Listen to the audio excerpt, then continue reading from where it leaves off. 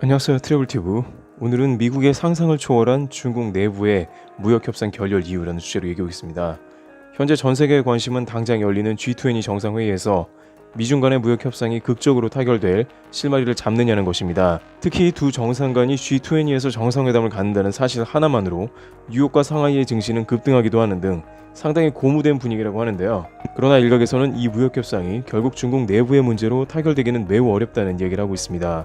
우선 지금과 같은 냉전 분위기는 지난 5월로 돌아가면 갑자기 미중 간의 무역협상이 취소가 되면서 도널드 트럼프 대통령이 관세를 강행하겠다고 하며 분위기가 급냉이 되어버렸습니다. 그러나 한 달이 지난 이 시점에 그때 왜 결렬이 되었냐는 점들이 구체적으로 드러나고 있는데, 대표적인 것이 중국의 지방정부 보조금 문제입니다. 그런데 이 보조금 문제가 단순히 중국 당국에서 경제 성장률만을 고려한 게 아니라는 게 굉장한 파문을 일으키고 있습니다. 무슨 이야기냐면, 우선 보조금은 중국의 중앙정부에서 지방정부에 허가를 해주는 경우가 많고, 지방정부는 여러가지 상황을 봐가면서 자금을 집행합니다. 그런데 이 지방정부에서는 미국이 요구하는 보조금 중단을 절대로 실행할 수 없는 구조적인 이유가 있다고 하는데요.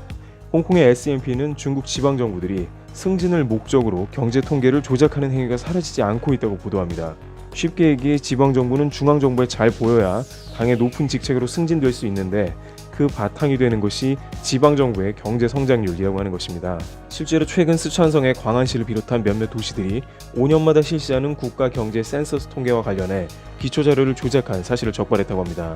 인구 60만의 광안시는 작년 중국 경제 성장률 6.6%보다 훨씬 높은 9%의 성장률을 기록했다고 보고했습니다. 그런데 이 9%라는 숫자는 이미 관리들이 정해놓은 수치이며, 이 미리 결정된 광안시의 GDP 목표치와 부합하는 통계 자료를 만들도록 시의 간부들이 지시한 것입니다. 게다가 이것은 중국 지방정부의 일반적인 행태이며, 특히 보조금 사건과 같은 조치는 해당 지역의 경제 성장률을 저해하는 큰 요인이 되므로 절대로 받아들이려고 하지 않는다는 것입니다. 특히 트럼프 정부의 보조금 삭감 요구 범위는 매우 광범위합니다.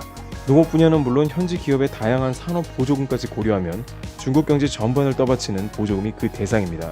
결국 한국 기업들조차 이 중국의 보조금 때문에 늘 경쟁에서 밀려나갈 정도로 중국의 자국 산업을 일으키는 주요한 방법이자 지방정부를 지탱하는 것이기 때문에, 결국 미국의 이와 같은 요구가 무역협상 조건에 걸려있는 한 절대 쉽게 무역협상이 마무리될 수 없다는 전망이 나오는 것입니다. G20에서 탑다운 방식으로 트럼프와 시진핑 국가정상회담을 통해 어느 정도 협상을 해결하고자 하는 중국의 의지가 크지만, 협상 타결에 대해서는 부정적인 전망도 이어지고 있습니다.